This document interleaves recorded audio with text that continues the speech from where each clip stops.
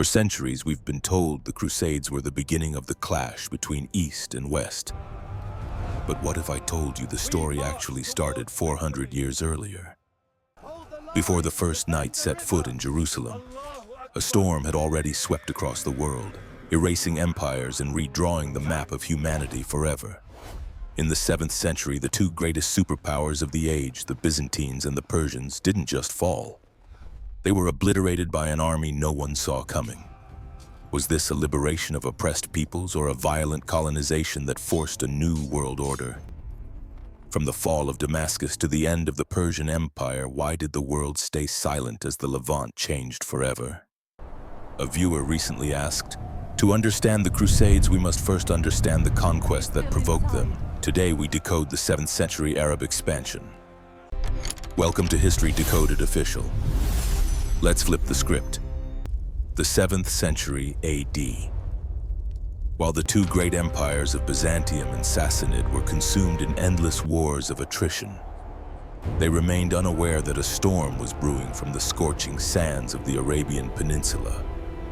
A force that would not only transform faith, but also redraw the entire map of the world. In the year 610, human history reached a turning point.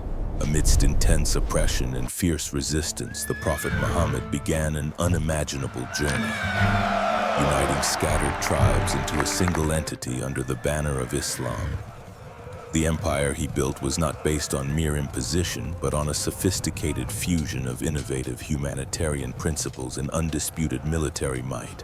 In 632, upon the passing of Muhammad, the world believed this flame would flicker out. But it did not. Abu Bakr, his successor and a devoted strategist, took up the torch, laying the foundation for the Rashidun Empire.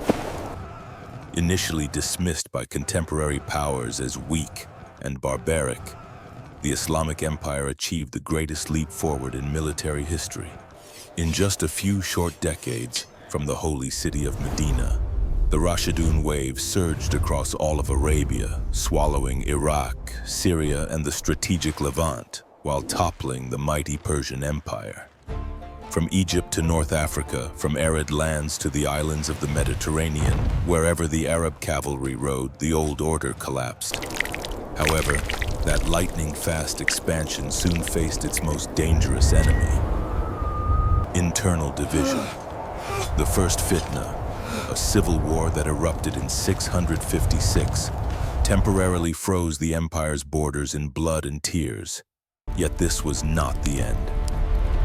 It was merely a brief silence before the rise of the Umayyad dynasty, which would carry the banner of Islam further than ever before.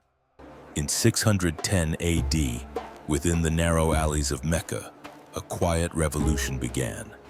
The Prophet Muhammad, a man renowned for his honesty and charisma, began spreading a message of equality and justice.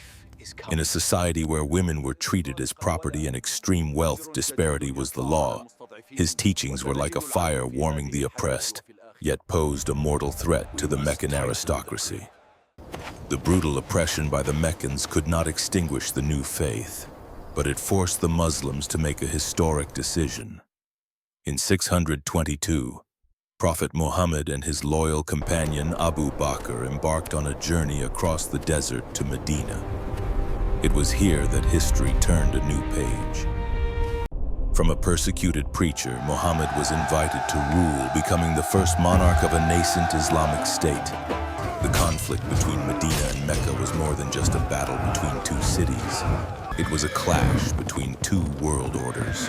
After years of being forged in the fires of war, the Prophet's army entered Mecca in 630, not for revenge, but to conquer the hearts of the Arabs. The fall of Mecca triggered a staggering domino effect. Great cities like Taif, which had once driven him away, now bowed in submission. Jewish and Bedouin alliances fought desperately to extinguish this emerging power. But the resounding victories at Khaybar and Hunain confirmed a harsh truth for their adversaries.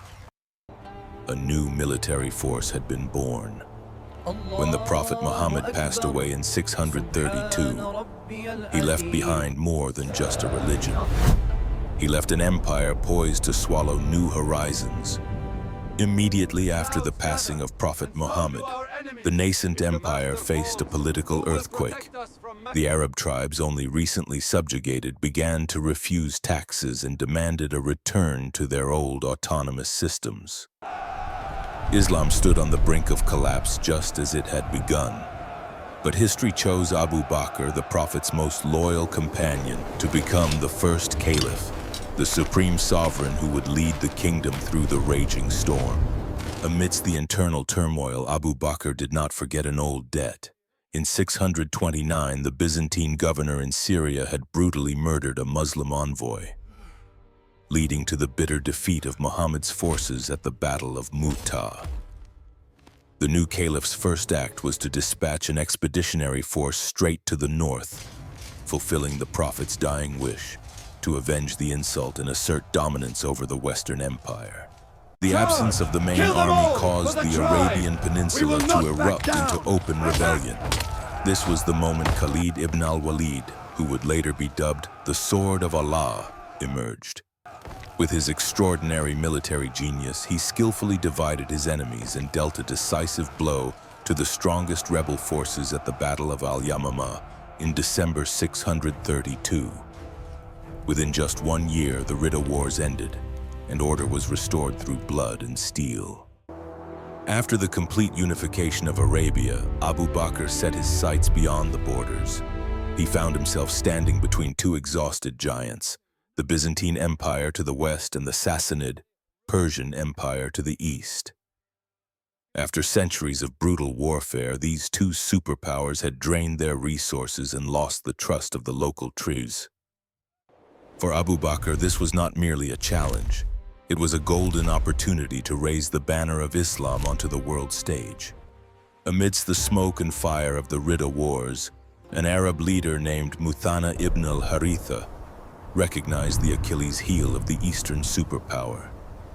Sassanid-controlled Iraq was reeling.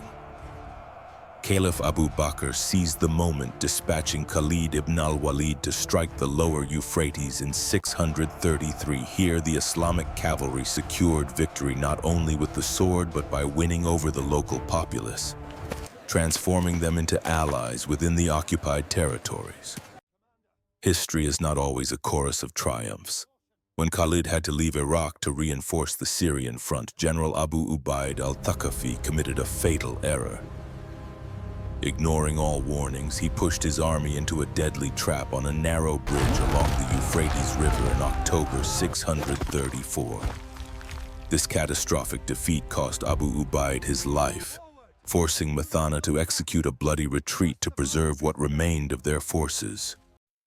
Under the reign of Caliph Umar, the commander of the faithful, a new army under Sa'd ibn Abi Waqqas marched into Iraq to avenge their honor. On the opposite side stood Rustam Farrukhzad, a legendary warrior and Persia's greatest strategist of the time. In 636, the Battle of al-Qadisiyya erupted. Despite being outnumbered and out-equipped, the Muslim warriors compensated with unparalleled close combat skills. A fateful sandstorm blinded the Persian forces, allowing the Islamic cavalry to slip through the lines and slay General Rustam. His death was like a dagger to the soul of the Sassanid army, causing them to collapse entirely and flinging wide the gates to the capital, Ctesiphon. In 642, Persia's last hope was extinguished at the Battle of Nahavand, known as the Victory of Victories. While the battle brought vast spoils to the capital of Medina, it also led to the death of Caliph Umar, who was assassinated by a Persian slave seeking vengeance for his fallen kingdom. Ultimately, the last monarch, Yazdegerd III, was forced to flee only to be murdered by his own people in 651. From Iraq to the borders of modern-day Pakistan, the shadow of the once glorious Sassanid Empire vanished entirely from the tides of history. To conquer the Levant, Caliph Abu Bakr unleashed 4 elite divisions, however facing a massive Byzantine mobilization under Emperor Heraclius. The Muslim armies soon found themselves caught in a pincer movement. An urgent command was issued. Khalid ibn al-Walid must leave the Iraqi front to reinforce Syria immediately. Embarking on an unimaginable march across the most desolate deserts, using camels as a vital water reserve, Khalid appeared like a phantom at the Syrian border, unifying the splintered forces and delivering a thunderous blow to the Byzantines at the Battle of Ajnadayn in 634. In 636, along the banks of the Yarmouk River, the destiny of the Middle East was decided. Facing a formidable imperial host led by Vahan of Armenia, Khalid, though no longer holding official supreme command, was still entrusted with the lead. After 5 days of suffocating stalemate, at dawn on August 20th, Khalid's cavalry executed a masterstroke of envelopment. The Byzantine army fled in panic, marking the end of Roman control over the Levant after centuries of rule. In 637, the spiritual heart of the world, Jerusalem, fell under siege. Yet instead of a massacre, the city surrendered in peace after receiving direct guarantees of safety from Caliph Umar himself. For the first time in 5 centuries since their expulsion by the Romans, the Jewish community was permitted to return to the Holy Land under Islamic protection. Jerusalem fell to the Muslims not through bloodshed, but through a humanitarian treaty that remains a classic in world history. Following his illustrious victories, Khalid ibn al-Walid was officially relieved of his command and passed away in silence in 642. In Syria, after a plague claimed the life of General Abu Ubaidah, a new figure emerged, Muawiyah, the son of the aristocrat Abu Sufyan. Under Muawiyah's astute administration, Muslim power in Syria was firmly consolidated, laying the groundwork for the conquest of all of Armenia and the future rise of the Umayyad dynasty. With the Levant firmly in Muslim hands, General Amr ibn al-As set his sights on the next strategic objective: Egypt, the wealthy breadbasket and economic heart of the Eastern Roman Empire. Although Caliph Umar was initially hesitant, Amr successfully convinced the Caliph that as long as Egypt remained under Byzantine control, the Muslim territories to the north would forever lie in the shadow of potential counterattacks.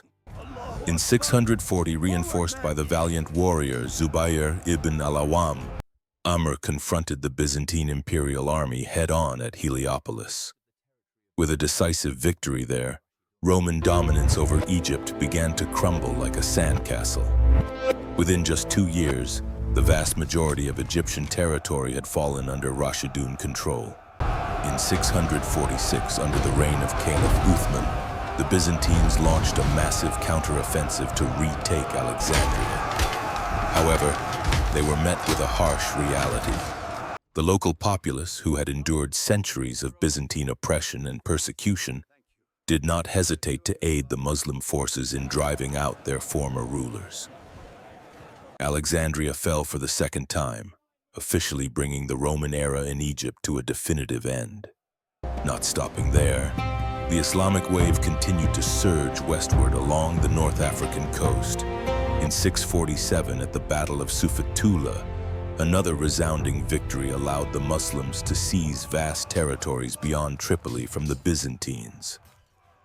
By this point, the Rashidun Empire was no longer just a land power. It had begun to emerge as a dominant entity controlling the most vital shores of the Mediterranean. From warriors who were once familiar only with scorching sands and camels, the Muslims rapidly adapted to an entirely new battlefield, the ocean. Leveraging the master shipbuilding skills of the Syrian people, a formidable Rashidun fleet was launched with a single objective: to challenge the millennium-old dominance of the Byzantine Empire over the Mediterranean. After defeating the Byzantine fleet in their attempt to retake Alexandria in 646, the Rashidun forces shifted to a full-scale naval offensive. Strategic islands fell one after another. Cyprus was taken in 649, followed by Rhodes in 654. The Byzantines, who once took pride in their invincible naval prowess, watched in horror as their maritime crown was stripped away. In 655, maritime history witnessed a definitive milestone, the Battle of the Masts. Here, Byzantine naval power was utterly crushed by the strength of the emerging Islamic fleet. With this victory, the Muslims seized absolute control of the Mediterranean, launching deep expeditions as far as Crete and Sicily, transforming these waters into the private playground of the empire. At its absolute zenith, the Rashidun Empire transformed into an unrivaled giant, stretching from the North African deserts in the west to the very banks of the Indus River in modern-day Pakistan. They were more than just an empire. They were the most influential entity in Middle Eastern history. However, that miraculous expansion was abruptly halted by cracks from within. In 656, the brutal assassination of Caliph Uthman by mutinous soldiers plunged the kingdom into the darkness of the First Fitna, a bloody civil war that shook the very foundations of the faith. Ali ibn Abi Talib, the fourth caliph, spent his entire reign attempting to heal an empire fracturing in chaos. But destiny was cruel. He was assassinated by the extremist Kharijites in 661. Ali's death brought the Rashidun era to a close, opening a new chapter with the dominance of the Umayyad dynasty in Syria, those who would go on to carry the banner of Islam even further across the world. Why could these desert dwellers emerge victorious? Looking back at history, the secret of Arab strength lay in three decisive factors. Unity of faith. Before 633, they were merely fragmented tribes. Islam bound them into a single entity, transforming the potential for civil strife into a force of conquest driven by the iron will of martyrs. The exhaustion of superpowers, both Byzantium and Persia, were depleted after centuries of mutual warfare. They relied on mercenaries, men who utterly lacked the cohesion and zeal of the caliphate warriors. The will of the people, perhaps the most painful retribution for the old empires, was how they had treated their subjects. Local populations chose to support the Rashidun armies over the former rulers who had persecuted them for generations. The initial expansion of Islam was not merely the result of military geniuses like Khalid ibn al-Walid. It was a perfect convergence of internal strength and a unique historical moment. In summary, the 7th century conquests did more than just spread a new faith. They sowed the seeds of conflicts and transformations that would ripple through a millennium of history. What are your thoughts on the sudden collapse of these once mighty empires? Was it an inevitable fate or a fluke of history? Let us know your perspective in the comments below.